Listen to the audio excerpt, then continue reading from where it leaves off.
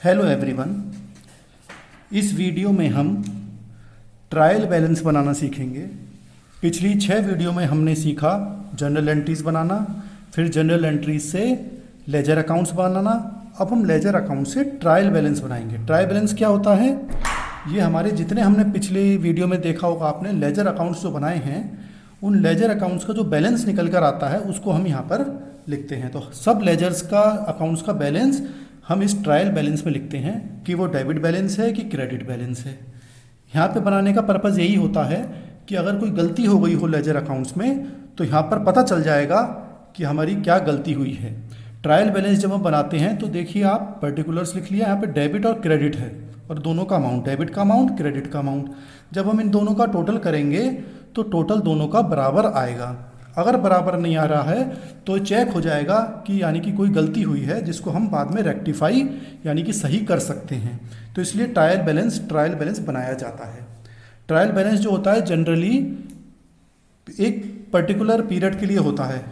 At the end of the year हम बनाते हैं कि पूरे वर्ष में हमने कितने लेजर अकाउंट्स का बैलेंस है, कितना बच रहा है, वो बैलेंस हम यहाँ पर लिखते हैं लेजर का बैलेंस, और इससे हम चेक कर सकते हैं कि कहीं कोई गलती तो नहीं हुई है। तो एक्यूरेसी पता चल जाती है कि जब अकाउंट्स हमारे ऑडिटर्स आएंगे उनको चेक करने के लिए, उनको ऑडिट करने के लिए, क्योंकि तब गलती कोई ना रहे, इसलिए हम इसे इंटरनल चेक हो जाता है एक तरीके से। और हम इसके बाद ही बाकी अपने फाइनेंशियल स्टेटमेंट्स जैसे statement of profit and loss account है, बैलेंस शीट है, ये सब हम बाद में बनाते हैं। सबसे पहले हमें ट्रायल बैलेंस बनाया जाता है। कैसे बनाया जाता है ये हम देखेंगे। पिछली वीडियो में देखिए हमने क्वेश्चन करे थे कि हमने लेजर अकाउंट्स बनाए थे। ये देखें लेजर अकाउंट्स हमने बनाए थे। अब लेजर अकाउंट्स से हम ट्रायल बैलेंस बना रहे हैं। यहाँ पर देखिए लेजर अकाउंट्स में आपको याद होगा इधर का जैसे ये कैश अकाउंट है, कैश अकाउंट का टोटल 38 पे था, इधर 38 बैठा, इधर ये केवल 4000 थे तो बैलेंस बच गया 30,000, यानी कि डेबिट साइड का टोटल ज़्यादा है। तो ये बैलेंस कैश का कितना बच रहा है हमारे पास? 30,000। तो किधर का टोटल ज़्यादा है? डेबिट साइड का। इधर का डेबिट साइड होता है तो डेबिट साइड का टोटल ज़्यादा है, 30,000 है। तो हम डेबिट साइड में इसको लिख लेंगे कैश को। देखिए कैसे लिखेंगे, यहाँ पे हमने कैश लिख लिया और कैश का बैलेंस, कितना बैलेंस बच रहा है? 30,000 रुपये। तो ये 30,000 रुपये हमने यहाँ पर लिख लिए, केवल बैलेंस लिखना है। दूसरा देखिए फिर अगला है सेल्स।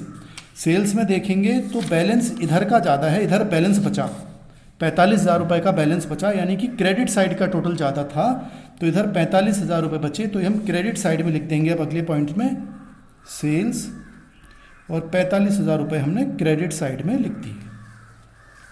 तीसरा देखिए फिर आता है परचेजेस। परचेजेस में देखें 5 और 4 9,000 का इधर टोटल था तो बैलेंस इधर बचा, यानी कि इधर कुछ भी नहीं था तो 9,000 का बैलेंस लिख दिया जिससे बराबर टोटल हो जाए।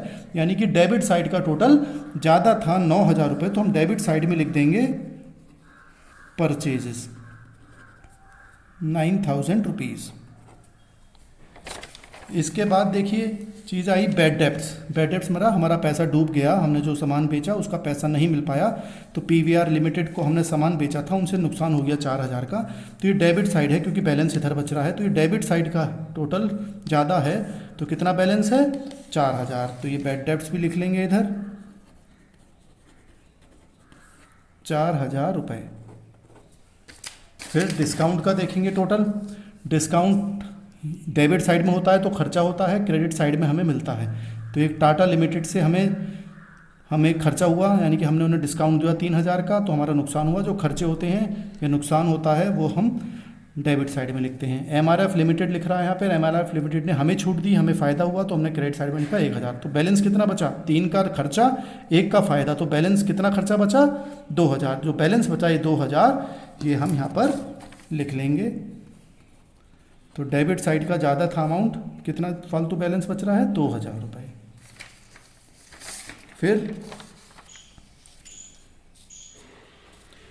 फिर आप देखेंगे एमआरएफ लिमिटेड हमने करा था। एमआरएफ लिमिटेड देखेंगे तो इधर में कोई बैलेंस नहीं लिख रहा, दोनों की तरफ का टोटल बराबर हो गया, तो कोई बैलेंस नहीं है तो इसको हम नहीं लिखेंगे।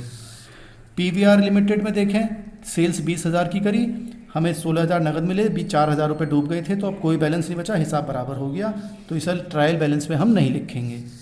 ऐसी टाटा लिमिटेड को हमने सेल करी 10,000 रुपये की, कैश मिल गया 7,000, 3,000 का हमने डिस्काउंट दे दिया, तो टोटल हो गया बराबर। तो जब बराबर टोटल हो जाता है तो कोई बैलेंस नहीं बचता है। जब बैलेंस नहीं बचता तो उसको हम ट्रायल बैलेंस में नहीं लिखेंगे। तो यानी कि सब एंट्रीज हमारी ये लेजर की पूरी हो गई, लेजर का हमने सब बैलेंस लिख लिया। अब हम इसको टोटल कर लेंगे। जब टोटल करेंगे दोनों तरफ का, तो इधर का तो एक ही आइटम है, 45,000 रुपये इधर के हैं, इधर का जोड़ेंगे आप तो ये भी 45,000 ही बैठेंगे, और ये टोटल आ गया हमारा ट्रायल बैलेंस का।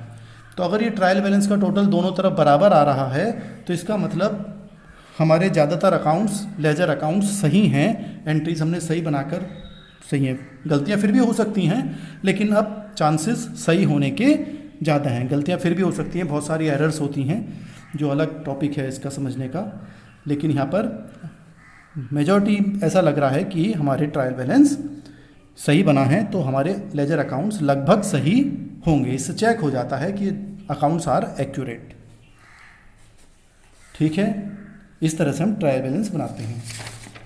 एक क्वेश्चन का हम ट्रायल बैलेंस और बनाकर देखते हैं। देखिए, एक प्रश्न का और बनाकर देखेंगे हम। फिर देखिए, आपको लेजर अकाउंट्स दी गई है। चलिए फिर देखते हैं। देखिए, लेजर अकाउंट हमने एक वीडियो में और करा था ये क्वेश्चन। यहाँ पर देखिए लेजर अकाउंट्स बना रखे हैं मिस्टर जेड की बुक्स में। अब यहाँ पर देखिए कैश का टोटल इधर ज़्यादा है तो बैलेंस इधर बच रहा है। जिधर बैलेंस बचता है यानी कि उधर का टोटल कम होता है, तो दूसरी तरफ का ज़्यादा होता है, तो जिधर का ज़्यादा होता है वो माना जाता है बैलेंस। तो इधर का देखिए टोटल ज़्यादा था, इधर का कम था, तो बैलेंस बचा 6,100 रुपये। तो डेबिट बैलेंस इधर का ज़्यादा था, इसलिए हम डेबिट बैलेंस में लिखेंगे 6,100 रुपये। कौन सा अकाउंट है ये? Cash account. तो हम सबसे पहले लिखेंगे कैश 6,100 रुपये लिख दिए। दूसरा देखिए कैपिटल अकाउंट है। इसमें कैपिटल अकाउंट में टोटल देखेंगे तो 10,000 इधर का ज़्यादा है, तभी तो हमने बैलेंस बचा 10,000, क्योंकि और तो कोई अमाउंट था नहीं, तो बैलेंस बच गया 10,000। तो यानी कि इधर का ज़्यादा है क्रेडिट, तो कैपिटल में लिखेंगे क्रेडिट साइड में 10,000 रुपये। फिर देखिए इन्होंने ज़मीन खरीदी थी, लैंड, कैश दिया था 2,000 रुपये, तो बैलेंस बचा 2,000। तो डेबिट साइड का टोटल ज़्यादा था तभी तो बैलेंस बचा। तो 2,000 का बैलेंस है, तो 2,000 का बैलेंस हम डेबिट साइड में लिख देंगे 2,000 रुपये। फिर इसके बाद परचेजेज आया। परचेजेज आप देख सकते हैं, परचेजेज में बैलेंस है 4,000। जब इधर का बैलेंस बच रहा है तो यानी कि डेबिट साइड का टोटल ज़्यादा होगा, तो परचेजेज का बैलेंस कितना है? 4,000। तो परचेजेस का टोटल हो गया बैलेंस 4,000।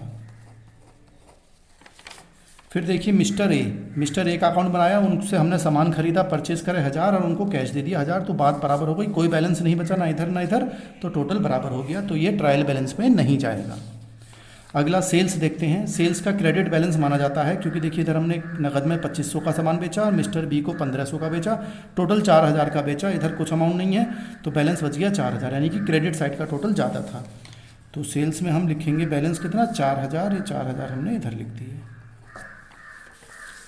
मिस्टर बी को भी ऐसी सामान, मिस्टर बी को हमने सामान बेचा 1,500 का और उनको बैलेंस बच रहा है। देखिए इनका मतलब बी को जो हमने सामान बेचा उन्होंने अभी पेमेंट नहीं करा, तभी तो बैलेंस बच रहा है। बैलेंस अगर पेमेंट कर देते तो कैश आ जाता है यहाँ पर कि कैश से पेमेंट हो गया, लेकिन अभी बैलेंस बच रहा है, इसका मतलब उन्होंने पेमेंट नहीं करा। तो मिस्टर बी का इधर का टोटल ज़्यादा था तभी बैलेंस बच रहा है, तो मिस्टर बी को डेबिट साइड में हम लिख देंगे, मिस्टर बी का हो गया 1,500 रुपये, क्योंकि बैलेंस कितने का है? 1,500 का। इसके बाद एक आता है इलेक्ट्रिसिटी। हमने बिजली का बिल दिया 400 रुपये, तो बैलेंस बच रहा है 400 रुपये का। बैलेंस मतलब 400 रुपये की हम बिजली खर्च कर चुके हैं, बिजली का बिल दे चुके हैं, तो 400 रुपये डेबिट साइड का टोटल ज़्यादा है, तो इलेक्ट्रिसिटी के नाम पर आ जाएगा ये, इलेक्ट्रिसिटी 400 रुपये। सब एंट्रीज हमारे लेजर अकाउंट्स पूरे हो गए, तो अब इनका टोटल करेंगे। इधर का टोटल 10 और 4 हो गए 14,000 रुपीज़। इधर का टोटल करेंगे तो ये भी 14,000 ही आएगा।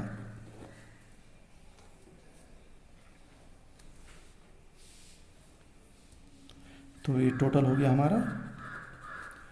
तो ये समझने की बात है कि अब देखिए हमारा ये टोटल बराबर आ रहा है, इसका मतलब हमने लेजर अकाउंट्स अपने सही बनाए हैं, लगभग सही हैं। गलतियां तो फिर भी कुछ ना कुछ निकल आ सकती हैं, लेकिन फिर भी बहुत हद तक हमारा बैलेंस, ये लेजर अकाउंट सही हैं, इसलिए ट्रायल बैलेंस हमारा सही आ रहा है। तो अब देखिए एक बात और मैं बता दूं आपको कि जो ट्रायल बैलेंस बताते हैं उसमें जो डेबिट बैलेंस होता है, डेबिट की तरफ जो बैलेंस ज़्यादातर होते हैं, जो डेबिट बैलेंस होते हैं